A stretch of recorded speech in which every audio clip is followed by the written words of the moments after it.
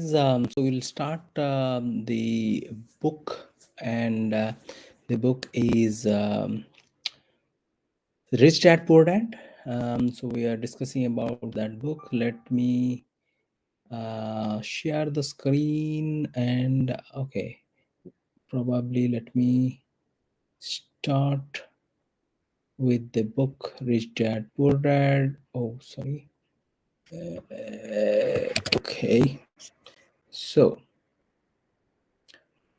all good, and hopefully you will be able to listen to me, and I am sharing the screen. Okay, right. So here you go. Lifetime study. Most people go to college for 4 years and their education ends. I already know that my study of money will continue over a lifetime simply because the more I find out, the more I find out I need to know. Most people never study the subject. They go to work, get their paycheck, balance their checkbooks, and that's it. On top of that, they wonder why they have money problems. Then they think that more money will solve the problem.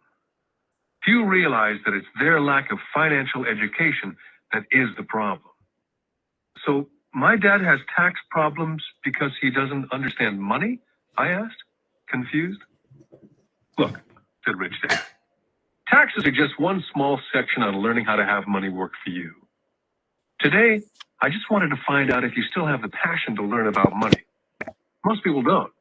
They want to go to school, learn a profession, have fun at their work, and earn lots of money. One day they wake up with big money problems and then they can't stop working. That's the price of only knowing how to work for money, instead of studying how to have money work for you. So, do you still have the passion to learn? Asked Rich Dad. I nodded my head. Good, said Rich Dad. Now get back to work.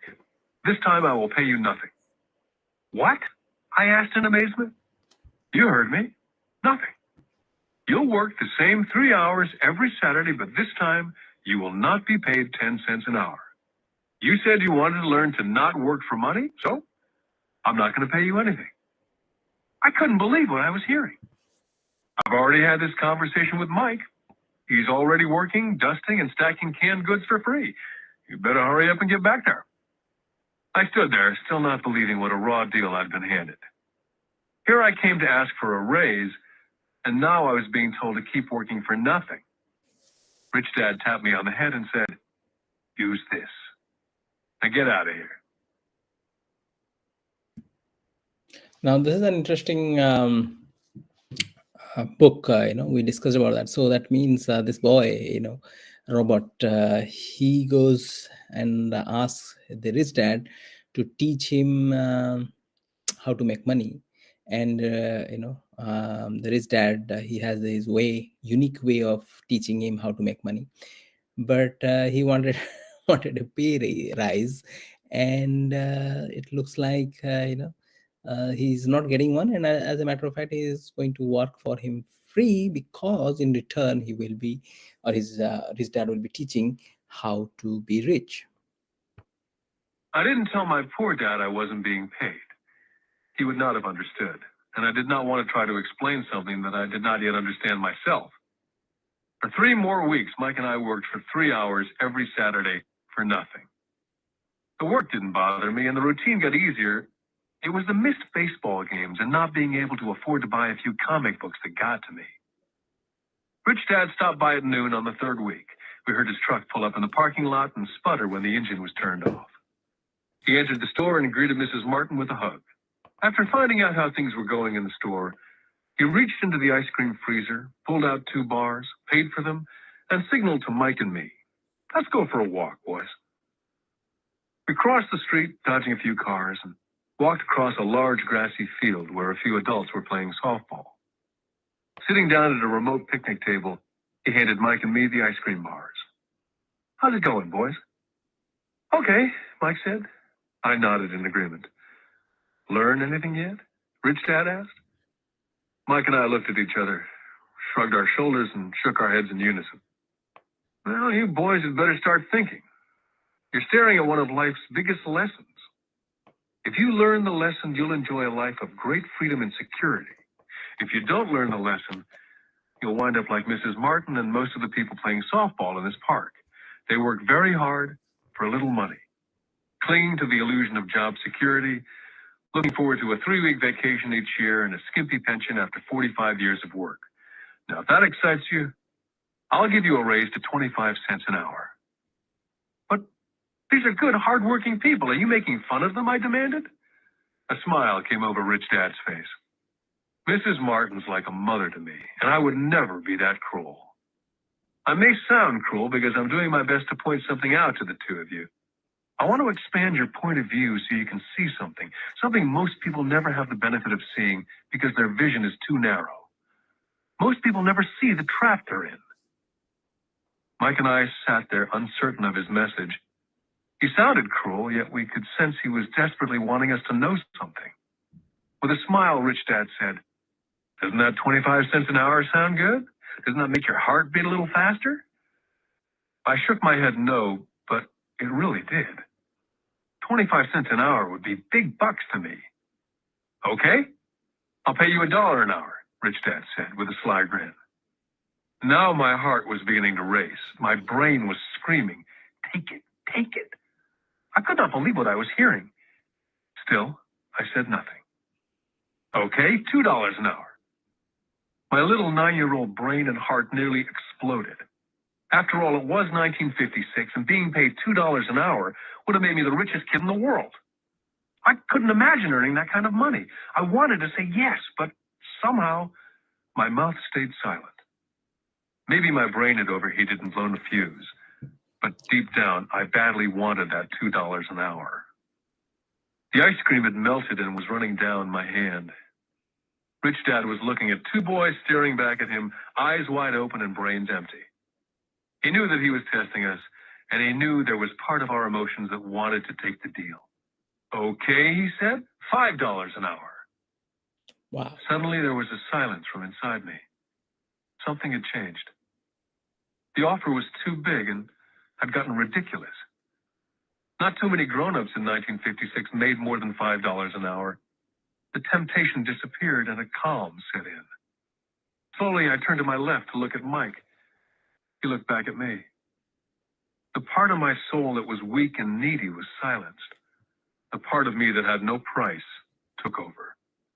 There was a calm and a certainty about money that entered my brain and my soul. I knew Mike had gotten to that point also. Good, Rich Dad said softly. Most people have a price. And they have a price because of human emotions named fear and greed. First, the fear of being without money motivates us to work hard. And then once we get that paycheck, greed or desire starts us thinking about all the wonderful things money can buy. The pattern is then set. What pattern, I asked. The pattern of get up, go to work, pay bills, get up, go to work, pay bills. Their lives are then run forever by two emotions, fear and greed. Offer them more money, and they continue the cycle by also increasing their spending. This is what I call the rat race. There is another way, Mike asked. Yes, said Rich Dad slowly. So that is the greatest kind of a lesson here for all those people who want to be an entrepreneur. If you want to get out of that rat race, he explains what is the rat race. It is so true, isn't it? That we all go and work, that means we sell our hours to get paid. And and the ambition or the dream is to get more. That means, to get an increment, to get a higher paying job. So that means we get into a more kind of responsibility, and then our spending also goes up. So that means, you are on a vicious kind of a circle, and you don't get anywhere. And it talks about, how to escape. That means to embed that thought process into a child's mind at a very early age. That is phenomenal. But let's listen to that further. But only a few people find it. And what is that way, Mike asked. That's what I hope you boys will find out as you work and study with me. That is why I took away all forms of pay. Any hints, Mike asked? We're kind of tired of working hard, especially for nothing.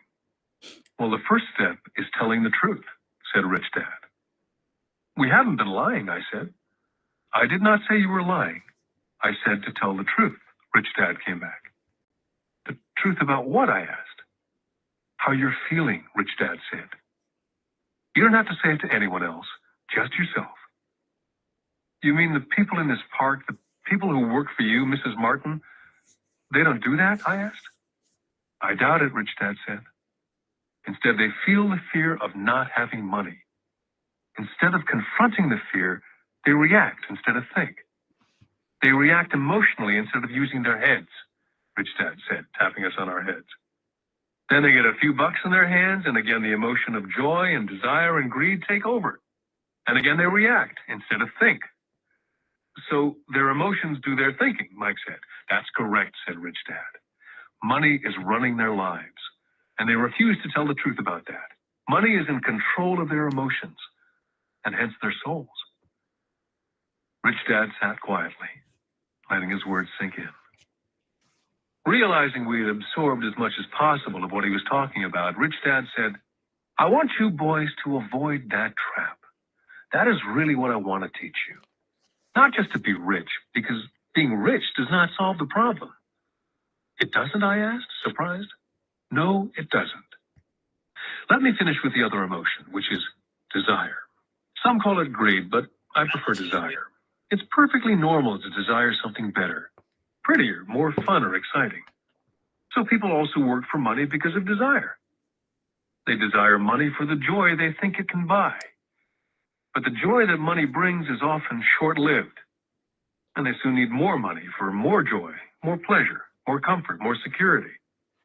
So they keep working, thinking money will soothe their souls that are troubled by fear and desire. But money cannot do that. Even for rich people, Mike asked? Rich people included, said Rich Dad. In fact, the reason many rich people are rich is not because of desire, but because of fear. They actually think that money can eliminate that fear of not having money, of being poor. So they amass tons of it only to find out that the fear gets worse. They now fear losing it. I have friends who keep on working even though they have plenty. I know people who have millions who are more afraid now than when they were poor. They're terrified of losing all their money. I want to teach you to master the power of money, not be afraid of it. And they don't teach that in school. If you don't learn it, you can become a slave to money. It was finally making sense. He did want us to widen our views, to see what Mrs. Martin could not see, his employees could not see, or my dad for that matter. He used examples that sounded cruel at the time, but I've never forgotten them. My vision widened that day, and I could begin to see the trap that lay ahead for most people. You see, we're all employees, ultimately. We just work at different levels, said Rich Dad. I just want you boys to have a chance to avoid the trap. The trap caused by those two emotions, fear and desire. Use them in your favor, not against you. That's what I want to teach you. I'm not interested in just teaching you to make a pile of money. That won't handle the fear or desire. If you don't first handle fear and desire and you get rich, you'll only be a high-paid slave. That's fear and desire. So he talks about, I think, one of the greatest lesson, that is kind of it drives us all, in order to have more and more money. And, so we become slave to these two kind of urge, okay, fear and desire, or these two qualities, I would say. So yeah, I think we'll conclude here. So that was wonderful to read, and this 15 minutes gone, and we will catch up again soon.